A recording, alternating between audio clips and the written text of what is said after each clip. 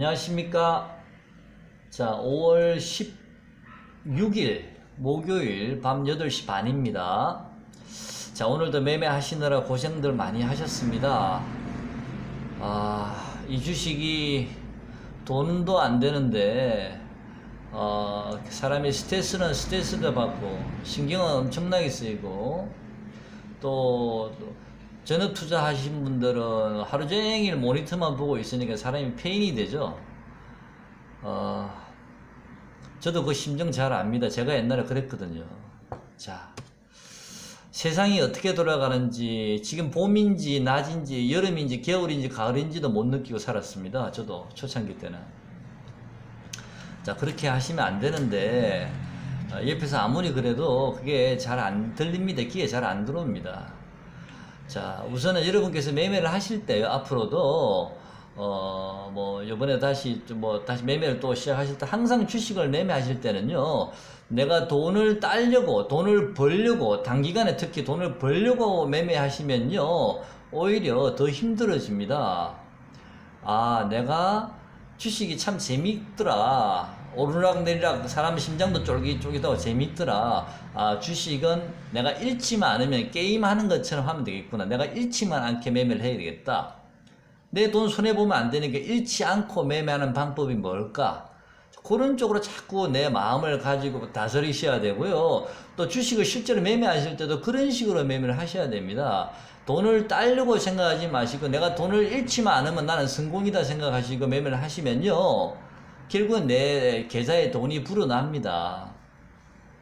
자, 그리고 두 번째는요, 지금이 하락 추세인지 상승 추세인지를 먼저 파악을 하셔야 됩니다. 물론 그 전에 빨리 깨우치긴 하셔야 되는데 지금 어쨌든 많이 늦었다 생각하더라도 이번 반등장도 지난 금요일부터 일부 선도하는 종목들이 기술적 반등이 들어오기 시작했지 않습니까? 그러면 재빨리 월요일날 오르지 않은 낙폭 과대주들, 아직 오르지 않은 종목들 발굴하셔서 또 5% 10% 운 좋으면 또 20% 상한가도 갈 수도 있으니까요. 또 단기 매매에서 빠져나오시고, 지금은 하락장이기 때문에 하락장이라고 해서 돈을 못 버는 건 아닙니다. 내가 현금을 가지고 있으면 많이 빠진 종목들 5% 10% 기술적 반등이 들어오는 구간이 임박했을 때는 그런 사인들이 다 나옵니다. 매매 동향도 보시면 다 사인들이 나오고요. 또 종목들도 많이 빠진 종목이 금요일날 일부 종목이 먼저 올라갔지 않습니까? 수요차 관련주들요. 그러면 기술적 반등이 들어오는 거나 월요일 재빠게 제가 미리 말씀드렸지 않습니까? 낙폭 과대 종목 중에서 종목을 발굴하시라고. 또 장관장관 치고 빠져나오고 현금도 지고 계시고. 그건 이제 현금을 가지고 계신 분들에 대해서 말씀드린 겁니다. 주식을 보유하신 분들은 어쩔 수가 없죠.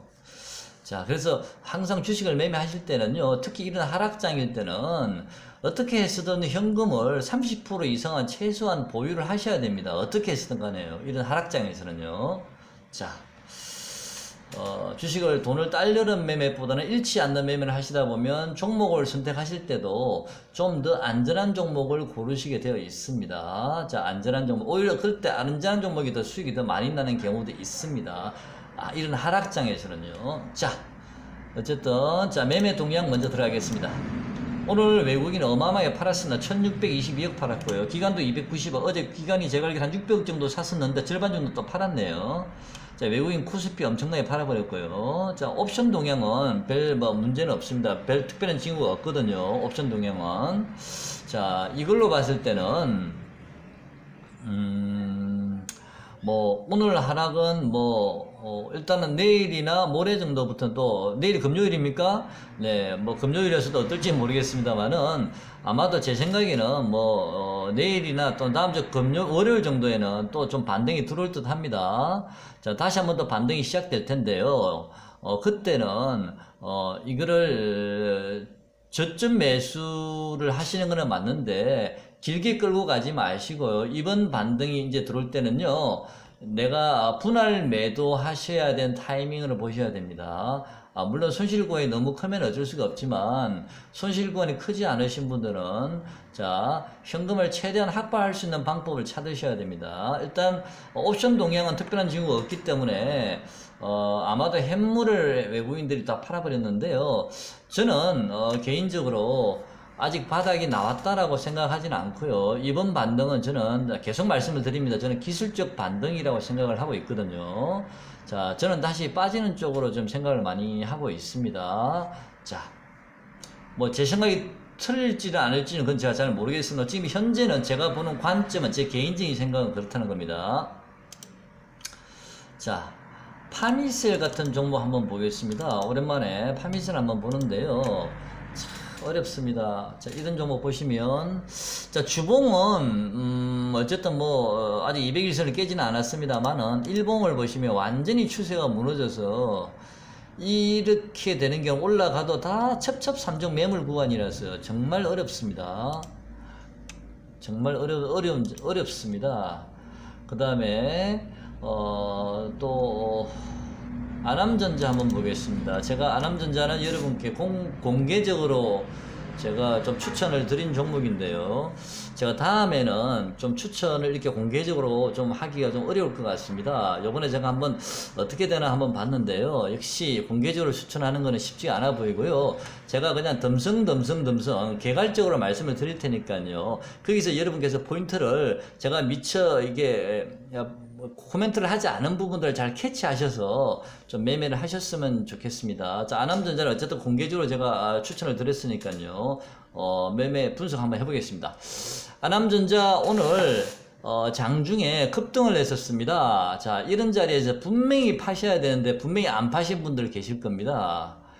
자, 한번 잘라 주셔야 되는데 이런 장에서는 웬 떡인가 하고 이거 17%는 올랐지 않습니까? 상한가 간다고요?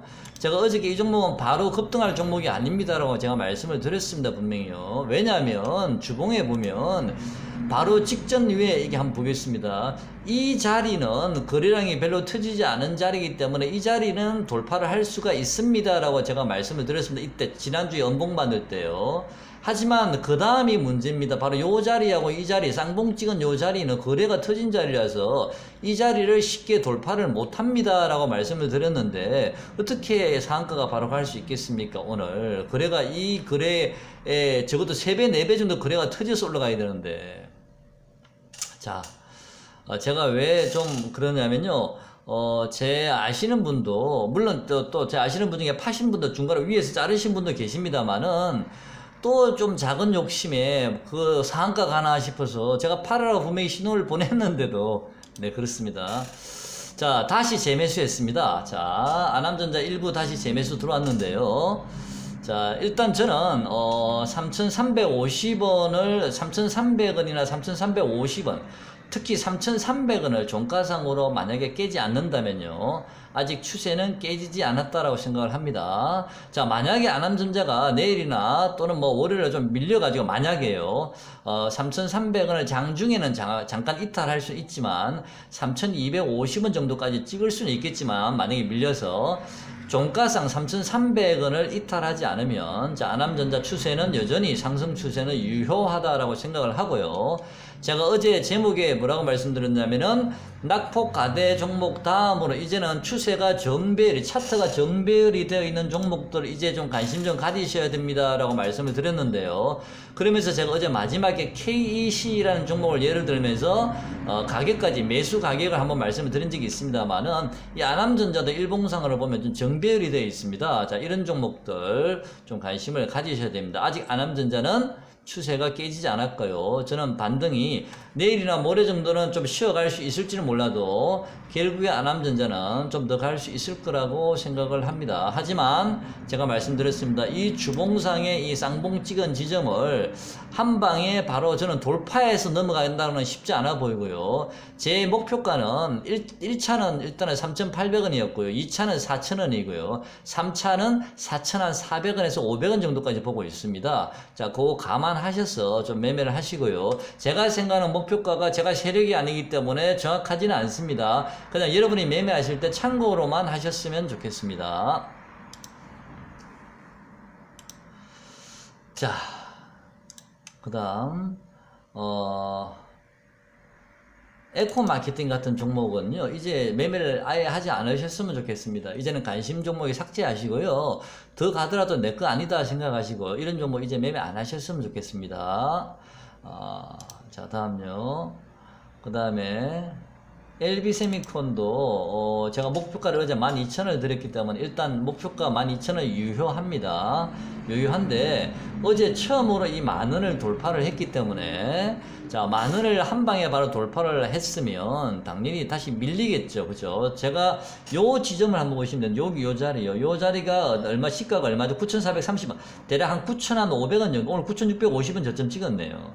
요 자리 정도면 9,500원 전후 정도면 충분히 매수해 볼 만한 자리가 되겠죠. 저점 매수할 자리가. 자, LB세미콘은 이제 10,000원을 처음 돌파했기 때문에 제가 지난번에 말씀을 어떻게 드렸냐면은 일단 21선 8,500원을 안착을 하면 그 다음 목표가는 요 위에 있는 요 지점 9,500원 정도에서 약간 행보하다가 그 다음에 슈팅이 나올 것 같습니다 라고 말씀을 드렸는데 요 자리에서 행보를 하지 않고 바로 어제 상한가를 들어가 버렸거든요. 하지만 10,000원을 처음 시도를 해서 뚫었기 때문에 다시 밀리게 되어 있습니다. 요 9,500원, 600원 자리에서 10,000원 사이에 저는 박스권을 좀 이루다가 다시 한번 기회가 나오지 않을까 생각합니다. 하지만 LB도 이제는 목표가 제가 생각하는 목표가 1차 목표가 12,000원이 임박했기 때문에 지금 자리에서는 저는 이제는 좀 단기적으로만 생각하시 너무 길게 보지 마시고요. 그리고 항상 손절가는 항상 가지고 계셔야 됩니다. LB세미콘은요. 자, LB세미콘 손절가는요. 조금 더 기다렸다가 말씀을 드리겠습니다. 왜냐하면 추세가 이격이 너무 많이 벌어져 있기 때문에 이 평선들이 좀 올라오길 기다려야 되거든요. 지금은 제가 손절가를 이 자리에서 손절가를 말씀드리긴 좀 곤란하고요. 일단은 어저께 좀 행보를 하다가 갑자기 급등이 나왔지 않습니까? 그래서 한 8,600원 정도? 아직 가격 차이가 너무 많이 나있기 때문에 제가 손절 얘기는 참아지기 못하겠고요. 지금은 손절 얘기를 할 단계는 아닌 것 같고요. 어쨌든 LB는 10,000원에서 9,500원 박스권으로 잠깐 보시다가 그 다음에 다시 한번 기회가 올 듯 합니다. 미코 한번 보겠습니다. 저는 미코가 참 글쎄요 제 눈에는 왜 이렇게 이 종목이 이뻐 보이는가 싶은 생각도 드는데요. 하지만 주식이라는 건 아무도 모릅니다. 왜냐하면요 지금 현재 보이는 실적은 분명히 저평가가 되어 있는 건 맞습니다.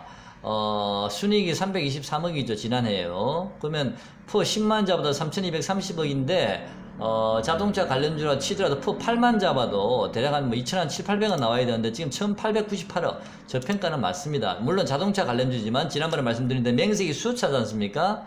자 하지만 제가 KC 그린홀딩스라는 종목도 보면 이 분기 말에 보면 항상 보면은 누적에 보면 실적이 왜 이렇게 저평가가 돼 있지라고 생각이 들었는데 그런데도 주가가 안 올라가더라고요. 이거 이해가 안 간다. 너무 저평가인데 이게 이해가 안 간다 했는데 그때 주가가 계속 흘러내리더라고요. KC 그린홀딩스요. 나중에 실적이 뒤늦게 발표가 되는데 보니까 실적이 안 좋았더라고요. 내부자는 그걸 알고 있는 거죠. 우리는 그냥 발표된 실적만 볼 수밖에 없는 상황이라서 어쨌든 지금 미코는 아직까지는 실적이 괜찮으니까요. 1분기까지 우리가 하긴 했으니까요. 실적이 괜찮습니다. 근데 시장이 역시 안 좋으면 이 종목도 어쩔 수가 없습니다. 빠져야 됩니다. 제가 아까 상담하신 분한테 제가 말씀을 드렸습니다. 자, 미코는요. 혹시 다른 분 보유하신 분 계시면 미코는요. 한 번 더 파동이 상승 파동이 남아 있습니다. 제가 그분한테 6,450원 정도 만약에 오면 그때는 좀 분할해서 매도하셨으면 좋겠습니다 라고 말씀을 드렸는데요. 예, 그 가격이 오면 미코도 분할 매도를 일단 한번 해보시고 나서요. 그 다음에 현금을 쥐고 계시면서 다시 시장 상황을 보시고 나서 매수를 다시 재매수를 해야 될지를 판단하시면 될 것 같습니다. 일단은 6,450원부터는 분할 매도 하셨으면 좋겠습니다. 아직 가격이 남아 있습니다.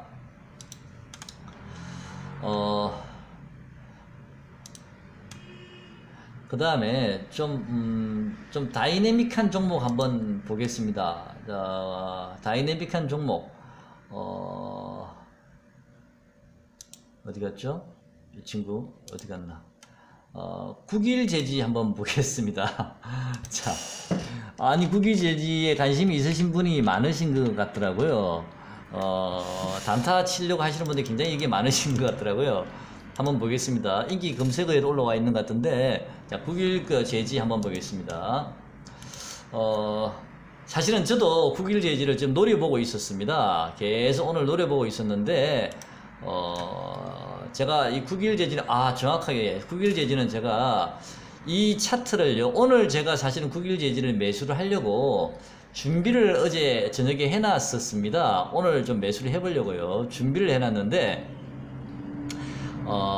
제가 다른 종목을 지금 가지고 있어가지고 굳이 내가 이렇게 할 필요가 있겠네 해서 그냥 보고만 있었습니다. 그런데 제가 어제 저녁에 한번 제 나름대로 그려본 차트라서 9.1 제지는 제가 생각할 때는요, 저점이, 이런 경우는 보통 이렇게 많이 움직인 경우가 많습니다. 이렇게 저점이 한번 나왔죠?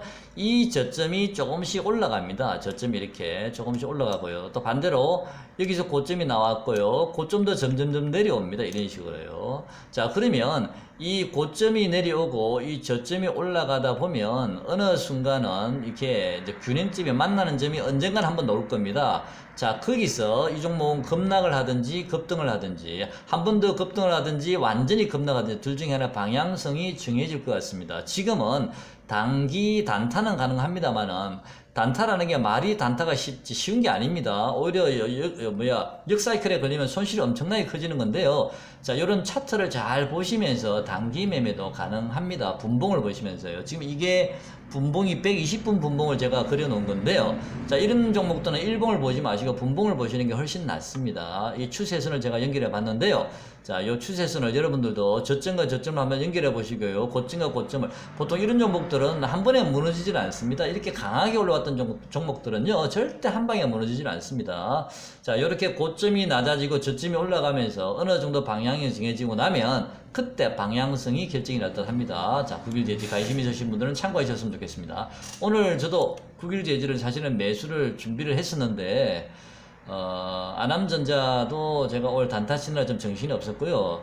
또 다른 종목도 가지고 있는 게 있어서 그냥 참았습니다. 자, 그 다음, 자, 비철금속 관련주들요. 자, 비철금속 관련주도 오늘 대창은 좀 많이 빠졌습니다. 대창은 많이 빠졌는데 사실 대창 많이 올랐지 않습니까? 그동안에. 자, 하나, 둘, 셋. 자, 대창은 파동상 지금 이게 분봉상 120분 봉상 대창은 하나, 둘, 셋. 120분 봉상 파동이 이는 고점이 일단 나왔습니다. 분봉상이요. 고점은 나왔는데 일봉을 한번 보겠습니다. 일봉을 보시면 일봉상으로도 완전히 고점이 일봉상으로 벗겨진 게 아니라서 조금 더 상승의 룸이 좀 남아있기도 합니다. 자, 주봉상을 보면 하나, 둘. 자, 주봉상으로도 보면 글쎄요, 이번 주는 좀 연봉이 나와야 될 그런 게 맞는 것 같고요. 다음 주까지 좀 조정을 받고 그 다음 주에 올라갈는지 아니면 다음 주에 당장 한번 시세를 줄지 모르겠는데, 그건 잘 모르겠습니다만은 주봉상으로도 한 번 더 시세가 좀 남아있지 않나. 그래서 이런 비철금속 관련주들은 좀 많이 올랐습니다. 분봉을 보면 분명히 고점에서 끊겼거든요. 파동이 완전히 나왔습니다. 120분 봉상으로는. 하나, 둘, 셋. 자, 내일도 만약에 대창이 조금 내일 만약에 1,500원? 1,550원 정도 만약에 대창이 오면 뭐 단기적으로 좀 관심을 가져도 될 듯 한데요. 많이 오른 종목이기 때문에 부담스러우시면 이런 종목은 매매 안 하셔도 됩니다만은요. 자, 이 월봉을 한번 보시면요. 이 비철금속 관련주들은요, 월봉이 상당히 저는 좋아 보이거든요. 자, 이건 대창 월봉인데요. 지금 상당히 좋아 보이고요. 또 다른 종목 월봉 한번 보겠습니다. 자.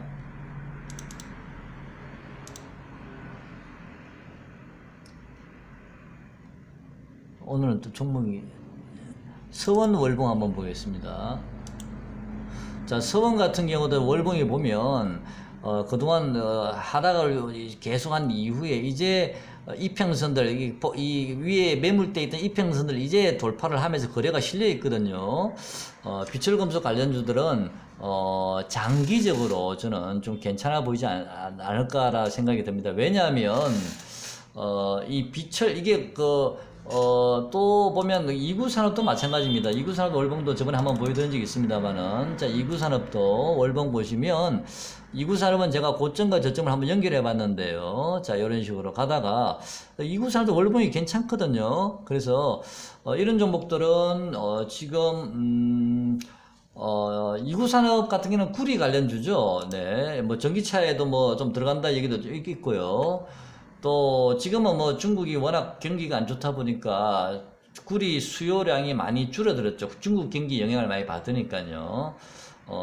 하지만 뭐 또 중국이 만약에 무역 분쟁이 해결이 된다든지 어느 정도, 또는 또 이란이 지금 구리를 많이 수출하는데 미국이 지금 뭐 이게 유가도 지금 미국이 석유도 지금 막고 있지 않습니까? 수출을. 구리도 제가 알기로는 막고 있는 걸로 알고 있는데, 그렇게 되면 또 공급도 조금 부족해질 수도 있고요. 뭐 여러 가지로 장기적으로는 저는 괜찮아 보입니다. 단기도 좀 일부 괜찮고요. 또 그 다음에 충분히 조정 후에는 다 장기적으로는 괜찮아 보이는 듯 합니다. 자, 제가 오늘 여러 가지로 말씀을 드려봤는데요. 자, 시장은, 금요일날 다시 한번 반등을 줄지, 아니면 다음 주 월요일날 반등을 줄지는 모르겠지만, 다시 한번 반등은 줄 수는 있을 것 같습니다. 이대로 바로 무너지진 않을 것 같고요. 반등을 줄 것 같은데요. 그때 반등이 좀 들어오면, 한 며칠간, 뭐 2, 3일, 3, 4일 정도 반등이 또 들어오겠죠. 반등이 들어오면, 그때는 일단은 좀 비중을 좀, 손실이 크지 않으신 분들은요, 또는 이번에 저점 매수하신 분들은요, 좀 비중을 좀 줄여서 일정 부분 현금을 좀 확보를 하셨으면 좋겠습니다. 자, 지금은 시장이 불안불안할 수 있고요. 또 저번에 제가 말씀드린 환율이, 전에 제가 2250원에서 1300원 정도까지는 좀 와야 좀 비로소 바닥이 나오지 않을까, 저는 그렇게 계속 보고 있기 때문에 제 예측이 맞을지 틀릴지는 잘 모르겠습니다만은, 여러분 투자하시는데 좀 참고가 되셨으면 합니다. 항상 현금 보유는 일정 부분 유지하고 계셔야 되고요.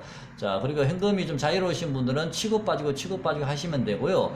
자, 그 다음에 저점, 낙폭 가대 종목을 매수해야 될 시점에는 낙폭 가대 종목을 오르지 않은 종목들 장기적으로 잠깐 매수했다가 한 5% 10% 먹고 빠지고요. 또 그렇지 않을 경우에는 정배열된 종목들을 또 매매를 하셔서 또 이게 또 치고 빠지고 하시면서 하면 될 것 같습니다. 뭐 쉽지는 않아 보입니다만은 정신 바짝 차리고 매매하시면 충분히 살아남을 수 있을 듯 합니다. 자, 오늘 영상은 여기까지 하겠습니다. 고맙습니다.